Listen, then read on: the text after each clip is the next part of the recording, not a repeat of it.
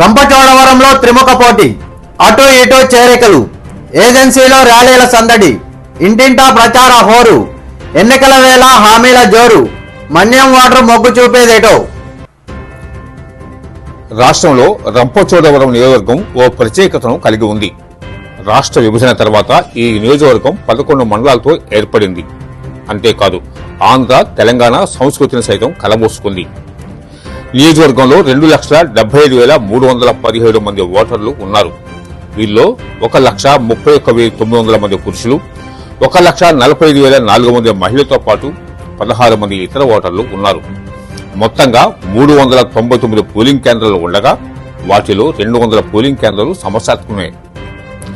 1962-67లో జరిగిన 2 ఎన్నికల్లో కాంగ్రెస్ పార్టీకి చెందిన సోడి మల్లికార్జునరావు, 1972లో అదే పార్టీకి చెందిన రత్నాబాయి, 77లో జరిగిన ఎన్నికల్లో కూడా తిరిగి కాంగ్రెస్ పార్టీకి చెందిన గొర్రె ప్రకాష్ రావు గెలుపొందారు. ఇక 1983-89లో తెలుగుదేశం చెందిన చిన్నం జోగారావు, ఆపై 3 పర్యాయంలో సీతంశెట్టి వెంకటేశ్వరరావు, 2004లో తిరిగి అదే పార్టీకి చెందిన బాబు చిన్నం రమేష్ ఎమ్మెల్యేగా గెలుపొందారు. ఇది ఇలా ఉండగా 2009లో జరిగిన ఎన్నికల్లో సీతంశెట్టి వెంకటేశ్వరరావు టీడీపీలో టికెట్ కోసం చేసిన ప్రయత్నాలు ఫలించలేదు. దీంతో ఆయన ప్రజారాజ్యం పార్టీ అభ్యర్థిగా పోటీకి దిగారు. బాబు రమేష్ కే టీడీపీ టికెట్ ఇవ్వడంతో వీరి ఇరువురి నడుమ ఓట్ల చీలిక భారీగా జరిగింది.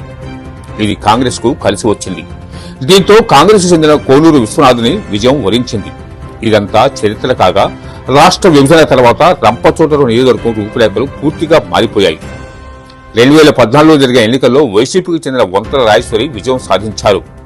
అయితే వంతల రాజేశ్వరికి ప్రస్తుత ఎమ్మెల్సీ అనంతబాబుకు నడుమ ఏర్పడే మనస్పర్ధలతో 2 ఏళ్ల తర్వాత వంతల తెలుగుదేశం పార్టీలో చేరారు.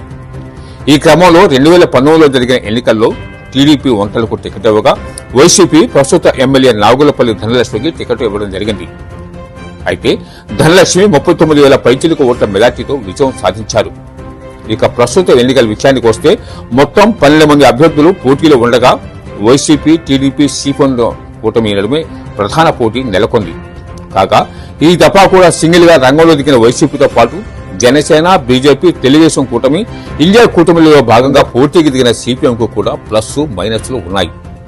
దీంతో ఆయా పార్టీల నడుమ పోటీ రసవత్తరంగా సాగనుంది. ఈ స్థితిలో గెలుపు అనేది ఏ ఒక్క పార్టీకి అంతు సులువు కావదన్నది పరిశీలకుల అంచనా.